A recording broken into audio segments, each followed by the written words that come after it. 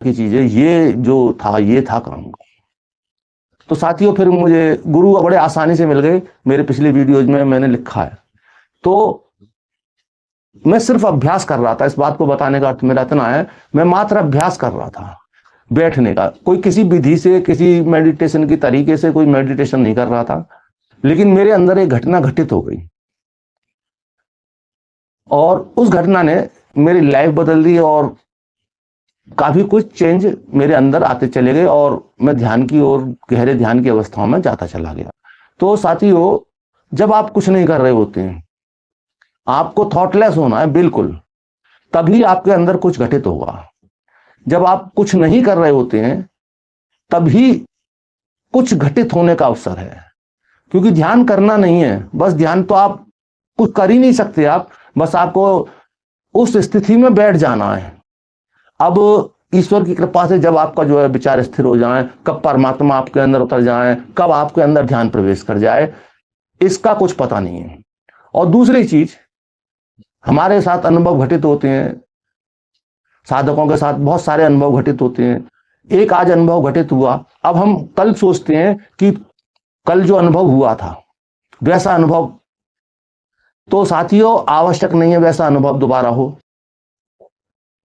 और अनुभव हमेशा बदलते रहते हैं, कभी किसी तरह के अनुभव होते हैं, कभी किसी तरह के होते हैं। हर व्यक्ति को अलग अलग अनुभव हो सकते हैं, सभी के अनुभव अलग अलग हो सकते हैं।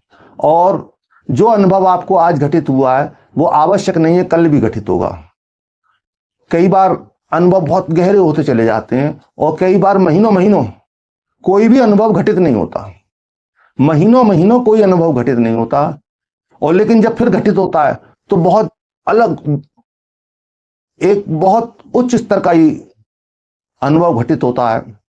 तो जो साधक साधना कर रहे हैं और उन्हें कोई बीच में अनुभव घटित नहीं हो रहा है, तो उन्हें ऐसा नहीं सोचना चाहिए कि उनकी कोई प्रोग्रेस नहीं हो रही है, कोई विकास नहीं हो रहा है। सामान्य हम ईश्वर को मात्र हाथ जोड़कर नमन करते हैं, उसका भी हमें पूरा पूरा फल मिलता है। और साधना, मेडिटेशन, तो ये तो एक बहुत डीप और बहुत गहरी बात है। तो ऐसा बिल्कुल ना सोचें आपका विकास नहीं हो रहा है, विकास निरंतर होता है। कई बार पता नहीं चलता, महीनों महीनों सालों सालों पता नहीं चलता, लेकिन आंतरिक विकास चलता रहता है। तो साथियों, कछु ना करे कछु होत है, कछु करे ना कछु होए, सोवत सोवत जागे ज्ञानी। तो यहां सोए सोए जागने का अर्थ समझ लीजिए।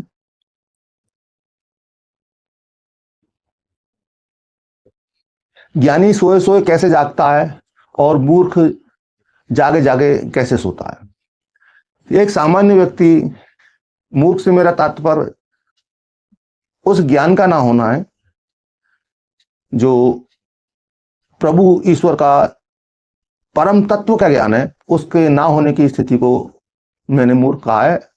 इस बात को थोड़ा अन्यथा ना लें। तो जब ये वो ज्ञान नहीं होता है, जैसे सामान्य व्यक्ति बैठे बैठे कुछ भी कर रहे हैं, बात कर रहे हैं, उनके हाथ कहीं चल रहे हैं, पैर कहीं चल रहे हैं, सोच कहीं कर रहे हैं, एक साथ चार चार विचार माइंड में चल रहे हैं, तो वो सोई हुई अवस्था है। जो भी किया जा रहा है जागृत अवस्था में नहीं हो रहा, सोई हुई अवस्था में एक सिस्टमेटिक तरीके से बस चल रहा है, रोज के रूटीन की तरह चल रहा है। सामने वाले से बात कर रहे हैं लेकिन ध्यान बहुत बहुत जगह घूम रहा है, अलग अलग बातों में चल रहा है। जवाब दे रहे हैं लेकिन शरीर से बहुत सारी प्रक्रियाएं हम अलग से कर रहे हैं। हमारा अपने ऊपर कोई नियंत्रण नहीं है, हमें नहीं पता कि हमारे हाथ हिल रहे हैं, हमारे पैर चल रहे हैं, या हम कुछ और बात सोच रहे हैं, हमारा ध्यान कहीं और है। तो बिल्कुल सोई सोई अवस्था में हम सब कुछ करते हैं। लेकिन सोबत सोबत जागे ज्ञानी, मूर्ख जागत जागत सोए। अब ज्ञानी कैसे सोए सोए भी जागते हैं, तो इस चीज को समझ लीजिए। भगवान कृष्ण ने गीता में बात कही है जो मैंने इन पंक्तियों में कही है। तो एक ज्ञानी, भगवान कृष्ण कहते हैं, एक ज्ञानी जब सोया होता है तब भी जागा हुआ होता है। तो इसका अर्थ समझिए, एक ज्ञानी जो परम तत्व को प्राप्त हो चुके हैं, जिन्होंने परम तत्व को, परमात्मा को जान लिया है, अज्ञान से पूरी तरह मुक्त हो चुके हैं, ऐसे संत। सामान्य क्या होता है, आप स्वप्न देखते हैं रात्रि को, हर व्यक्ति 4-5 स्वप्न रोज देखता है। हर व्यक्ति 4-5 स्वप्न रोज देखता है।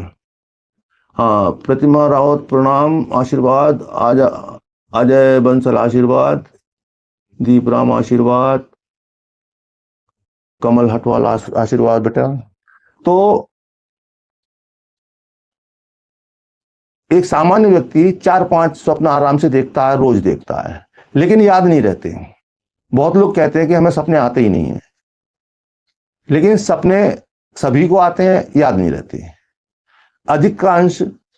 अधिकतर वो सपने याद रहते हैं जो सुबह सुबह के हमारे आंख खुल जाती है, जैसे सपने देखा और हमने आंख खोली, खुल गई, वो सपने हमें याद रहते हैं।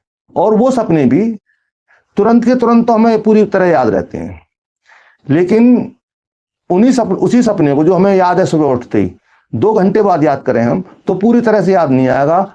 और जैसे जैसे दिन बीतेगा और शाम को अगर हम याद करते हैं तो पूरा सपना याद नहीं आएगा हमें। जबकि हमारे साथ कोई सामान्य घटना घटती है तो उसे वर्षों वर्षों याद रहती है हमें, लेकिन स्वप्न में घटित जो भी कुछ घटित होता है वो हम बहुत जल्दी भूल जाते हैं। और सपने होते ही भूल जाने के लिए, क्योंकि जो हमारे अंदर वेस्ट मटेरियल इकट्ठा हो जाता है वो हमारे रात्रि को सपनों के माध्यम से निकलता है।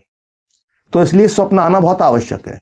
अब स्वप्न सभी को आते हैं, लेकिन जब हम स्वप्न देखते हैं, एक सामान्य व्यक्ति सब स्वप्न देखता है तो वो स्वप्न में इन्वॉल्व हो जाता है।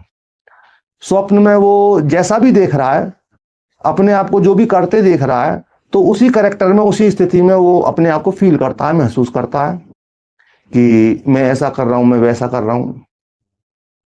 और कभी हंसता भी है, कभी रोता भी है, दुखी होता है, खुश भी होता है। तो ये स्वप्न में होता है। लेकिन एक जो परम तत्व को प्राप्त कर चुके हैं ऐसे संत, वो भी सपने देखते हैं, लेकिन उनके सपनों में एक सामान्य व्यक्ति के सपनों में अंतर होता है। एक सामान्य व्यक्ति उन सपनों में इन्वॉल्व हो जाता है, उन सपनों में शामिल हो जाता है, स्वप्न के साथ एक हो जाता है, स्वप्न के कैरेक्टर के साथ जो होता है उसे वैसा फील करता है।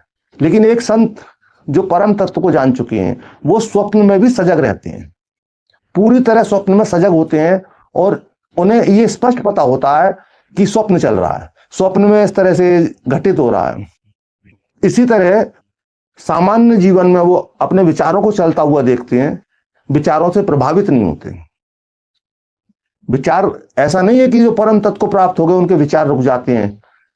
मन हमेशा रहता है, विचार कुछ अलग नहीं है, विचारों का समूह मात्र मन है। हमारा मन ऐसा कुछ नहीं है कि मन जो कोई अलग से विशेष अंग हो, मन जैसी कोई अंग नाम की चीज नहीं है, लेकिन मन है, क्योंकि जो विचारों का समूह है हमारे अंदर वही मन है। तो आप लोगों का कोई प्रश्न हो तो आप प्रश्न कर लीजिए, फिर मैं आपके प्रश्न का उत्तर लेता हूं। तो स्वप्न का विज्ञान